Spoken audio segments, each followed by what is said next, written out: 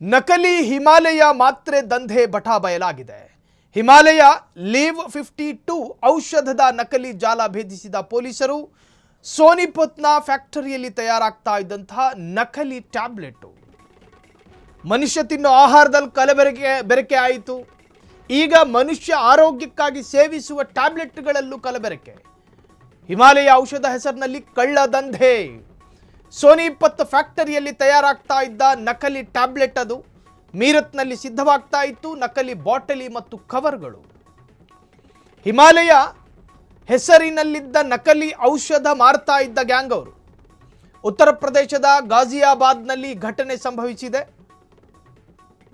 ಹರಿಯಾಣದ ಸೋನಿಪತ್ನಲ್ಲಿ ನಕಲಿ ಮಾತ್ರೆಗಳ ತಯಾರಿ ಹವ್ಯಾಹತವಾಗಿ ನಡೀತಾ ಇತ್ತು.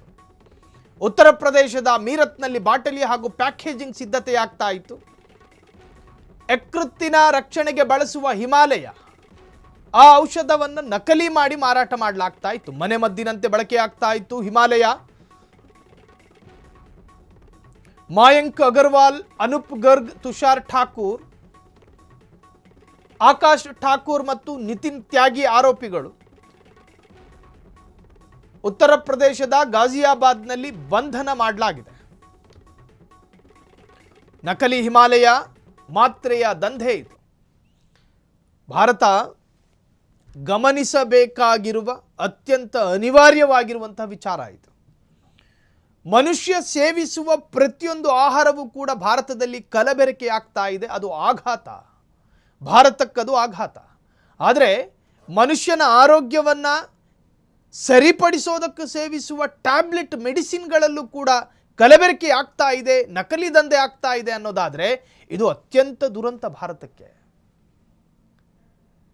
ಇದಕ್ಕೆ ಕಡಿವಾಣ ಹಾಕೋದು ಕೇವಲ ಅತ್ಯವಶ್ಯಕ ಅಲ್ಲ, ಅನಿವಾರ್ಯ.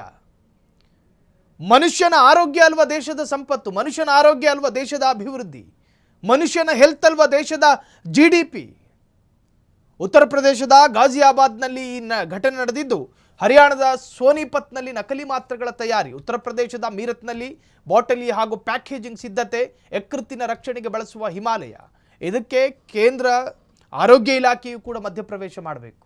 ಈಗಾಗಲೇ ಭಾರತದಾದ್ಯಂತ ಸಂಚಲನವನ್ನು ಮೂಡಿಸಿರುವಂತಹ ನಕಲಿ ಮೆಡಿಸಿನ್ ಫ್ಯಾಕ್ಟರಿಯ ವಿರುದ್ಧದ ಕ್ಯಾಂಪೇನ್ಗಳು ಕೂಡ ಸೋಷಿಯಲ್ ಮೀಡಿಯಾದಲ್ಲಿ ಶುರುವಾಗಿದೆ. ಮನೆ ಮದ್ದಿನಂತೆ ಬಳಕೆ ಆಗ್ತಾ ಇತ್ತು ಹಿಮಾಲಯ. ಮಾಯಾಂಕ್ ಅಗರ್ವಾಲ್, ಅನೂಪ್ ಗರ್ಗ್, ತುಷಾರ್ ಠಾಕೂರ್, ಆಕಾಶ್ ಠಾಕೂರ್ ಮತ್ತು ನಿತಿನ್ ತ್ಯಾಗಿ ಆರೋಪಿಗಳು ಉತ್ತರ ಪ್ರದೇಶದ ಗಾಜಿಯಾಬಾದ್ನಲ್ಲಿ ಬಂಧಿಸಿದ ಪೊಲೀಸರು. ಈ ಹಿಂದೆ ಖ್ಯಾತ ಕವಿಯೊಬ್ಬ ಹೇಳಿದ್ರು ಒಂದು ಮಾತನ್ನ, ಡೋಲೋ 650 ಎನ್ನುವಂತಹ ಟ್ಯಾಬ್ಲೆಟ್ ಅನ್ನ ಜೇಮ್ಸ್ ಚಾಕ್ಲೇಟ್ ಹಾಗೆ ಜನ ತಿಂತಾ ಇದ್ದಾರೆ ಅಂತ. ಕಾರಣ ಮನುಷ್ಯ ಅನಾರೋಗ್ಯಕ್ಕೆ ತುತ್ತಾಗಿ ಬಳಲ್ತಾ ಇರೋದು ಭಾರತದಲ್ಲಿ ಆ ಸಂಖ್ಯೆ ಹೆಚ್ಚಾಗಿದೆ. ಹಾಗಾಗಿ ಚಾಕ್ಲೇಟ್ ತಿನ್ನೋ ಥರ ಡೋಲೋ 650 ತಿಂತಿದ್ದಾರೆ ಅಂತ.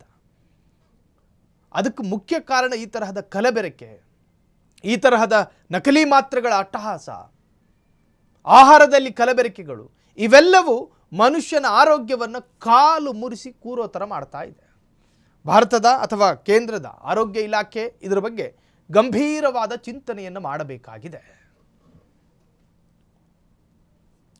एक शिकायत आई थी कि इनका कुछ माल जो है वो फर्जी माल बना करके दुकानों पर सप्लाई किया जा रहा है. इस तरह की जो चीज़ें थी वहाँ पर इनको बताया गया कि मुरादनगर से सप्लाई की गई थी, अलीगढ़ में सप्लाई हुई थी. इस बेसिस पर मुरादनगर थाने में एक अभियोग पंजीकृत किया गया था. अभियोग पंजीकरण के बाद मुरादनगर के थाने की टीम और प्लस जो हमारी स्वाट टीम थी उन लोगों ने इसमें टेक्निकली चेक करना शुरू किया. चेक करने के बाद कुछ लोगों का नाम प्रकाश में आया. उनको जब लाकर पूछताछ की गई तो इनके द्वारा स्वीकार किया गया.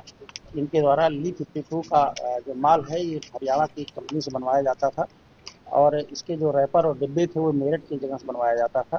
तो इसमें पूछताछ करने के उपरांत इनको जो माल बरामद हुए हैं उनकी पूछताछ से माल बरामद किए गए हैं. उसमें रैपर भी है, डिब्बियाँ भी हैं, उसके ढक्कन भी हैं और उसकी जो उससे जो डाइस बनाया जाता है वो डाई भी बरामद हुई है. प्लस जो गोली बना करके सप्लाई की जाती तो गोली भी बरामद हुई है अराउंड 50,000 के आसपास.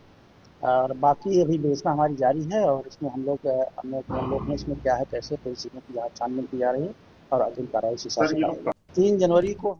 ಕ್ಷಣ ಕ್ಷಣದ ಸುದ್ದಿಗಳಿಗಾಗಿ ಫ್ರೀಡಂ ಟಿವಿ ಸಬ್ಸ್ಕ್ರೈಬ್ ಮಾಡಿ, ಲೈಕ್ ಮಾಡಿ ಹಾಗೂ ಫಾಲೋ ಮಾಡಿ. ಹೊಸ ಸುದ್ದಿಗಳ ನೋಟಿಫಿಕೇಶನ್ಗಾಗಿ ಬೆಲ್ ಐಕಾನ್ ಮೇಲೆ ಕ್ಲಿಕ್ ಮಾಡಿ.